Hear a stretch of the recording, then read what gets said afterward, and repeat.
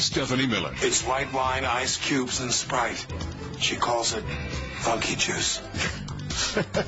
Wow. It is the Stephanie Miller Show.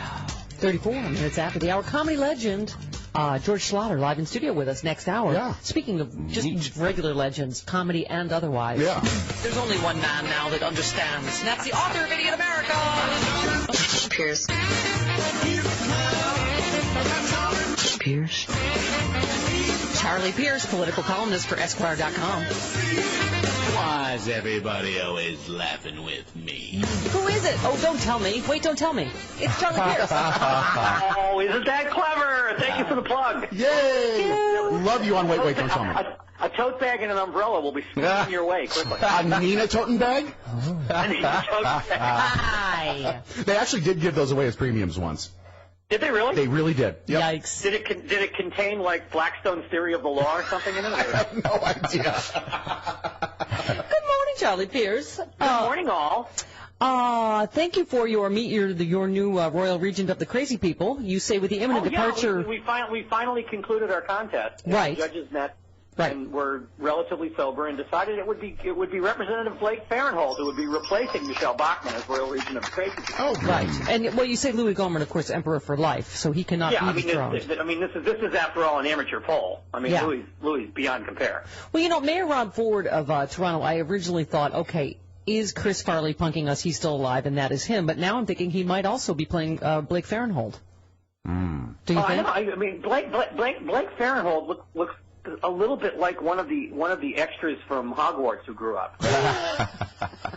the fat kid who was always picked last at Quidditch. A little like Otter from Animal House as well. Oh, I was thinking Flounder, actually. Flounder, I'm sorry, not Otter, Flounder. Yeah. Flounder, right. He's got that big gap between his teeth, right? That drunk and stupid is no way to go through life. That's right. That's right.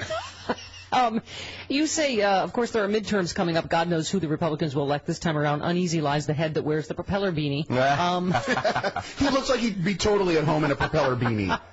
Yeah, he is something. What was this? Yeah, I don't even want to guess who the contenders will be next year. Oh boy. Well, one can only wait with bated breath. You also checked in with the pipeline saga. You said we watched as the State Department wisely kicked down the road again a decision on our old friend the Keystone Pipeline, or as you call it, the continent-spanning death funnel.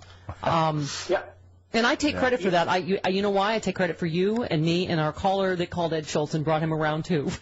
I'm going to take the credit. Was that the caller who told Ed about me and Ed said he never heard of me? Yes. Yeah. You and I have never gotten over that. He and I are going to have to go out on the lake and kill some fish or something and introduce each other to it. Yeah. But this is good news. You write the general campaign against tar sands oil per se is starting to grow some serious teeth. Even the extraction industries are admitting they should have come up with a superior line of bull. Yeah, I sense that too, Charlie.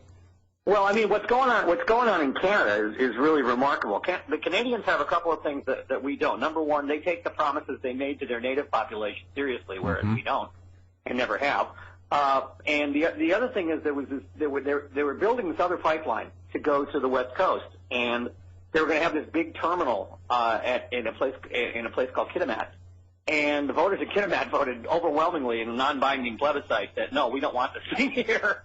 Yeah, so they're running into all kinds of problems up there. I was just telling these guys, I took my friend out for Easter brunch in Manhattan Beach, and we went for a walk on the beach, and she was barefoot. She got tar all over her feet, and and then hands trying to get it off. And she was like, "We've never had that here." But I mean, it's and we were saying you don't know what the source is, but it seems like that's what's happening too. A lot of people are waking up in these places and going, "Hey, we don't want this here," Well, no, when the extraction industry people say that they should have explained themselves better, they can't explain themselves better because this stuff is foul. I mean, this stuff is the worst fossil fuel ever developed. Yeah. And it's full of sand too, so which erodes the pipes more quickly. So there's there's a lot of the other major problem is they build these pipelines and then they don't pay any attention to them anymore. And now it's come out that the Keystone people, when they build this pipeline, after they're done using it, there's an agreement with the people who signed with TransCanada and Nebraska have discovered that once TransCanada is done using the pipeline, they're responsible for anything that happens on their land. Wow. Wow. So if the tenure of the deal with TransCanada runs out and the pipeline leaks on your land and like poisons the immediate 3,000 acres, you're responsible for it, not the company. Oh, nice. And in my experience, Jim, people don't drink the sand because they're thirsty. No, I'm not even going to play that. No. They drink the sand because they're looking at Michael Douglas and wondering what exactly went on during Basic Instinct. Exactly. Well, I think we know. I heard he chafed, by the way, but Sharon Stone has never admitted that. You heard he what? Chafed. Oh, Charlie Louise Pierce. All right, let's move on. Going down like a bathysphere. Yes, indeed. This was unbelievable. I saw this too. David Brooks on Meet the Press talking about Obama's manhood problem as it regards the Middle East. Was David Brooks the cowboy or the policeman in the village? Yeah. Ooh, so manly. Yeah, he said, and we quote, "Let's face it, Obama, whether deservedly or not, does have, I'll say it crudely, but a manhood problem in the Middle East. Is he tough enough to stand up to somebody like Assad, somebody like Putin? I think somebody like David Brooks. Right. I think in the Middle East there's an assumption he's not tough. Wow. And you say, allowing me to retort crudely, off, you insufferable foof.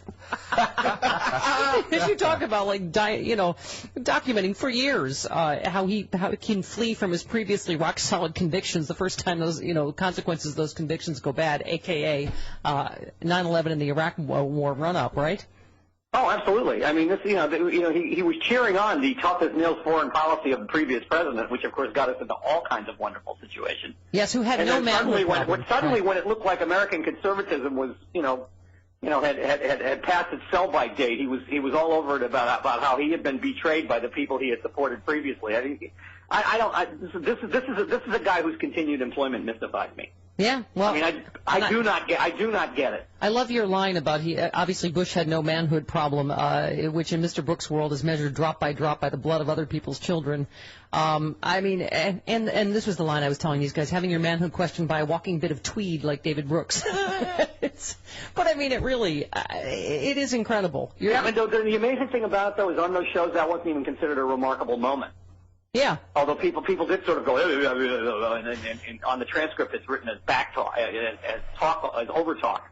Yeah. But there wasn't enough over talk, and he wasn't removed immediately from the studio, so I consider it a feat. Yeah. For modern intellectual. Don't you picture that sometimes like one of those claws in the toy machines? Don't you just think people should be removed from Sunday shows that say things like that? I think if the chairs were on roller, the old vaudeville hook would work very well. Sure. You say something like that, and the big hook comes from off camera. Goes, yeah. And then, as you say, Debbie Wasserman Schultz had the audacity to mention the merits of the health care bill, and David Gregory said, "You're arguing the merits, Chairman." Which I guess that was the point where that was one of the points where I simply gave up and enjoyed the rest of my Easter. We can't discuss the merits, and we can't discuss what's actually being done for people. We have to discuss whether or not the lies that are being told about it are actually effective out there in the country. Yeah. This, by the way, is the host that NBC hired a psychologist to look. Oh my God! Wonder why his ratings have fallen down the well. I was getting to that. We talked about that yesterday. How hilarious! Can you imagine if they hired a psychological person to evaluate me? I mean, really? What does this ink plot look like? Wine. How about this one? Wine. How about this one? Wine and a really big dog. Wine.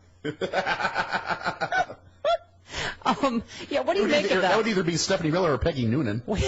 What do you think the psychological consultant has told us about the Dancing Master thus far? I think she can read a ratings book as well as anybody, and decided, look, I hope you solve your problems, but basically America thinks you stink.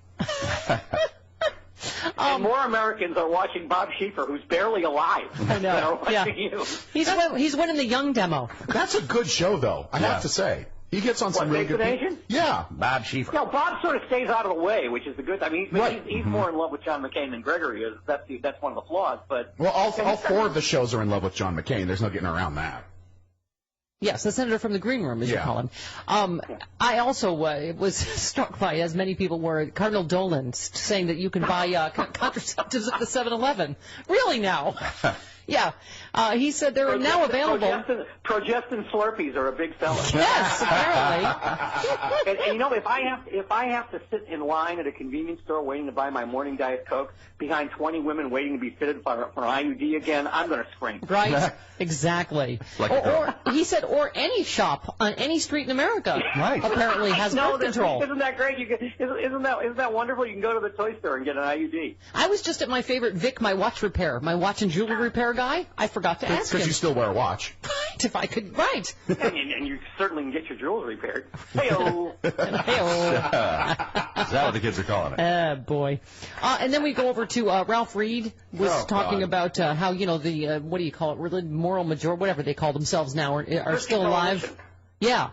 He said they've been writing the obituary of this movement for 30 years. After Jerry Falwell closed Moral Majority, they said we were dead. After I left Christian Coalition, they said we were dead. And you helpfully pointed out, Charlie, he didn't leave. He was one step ahead of the law, right?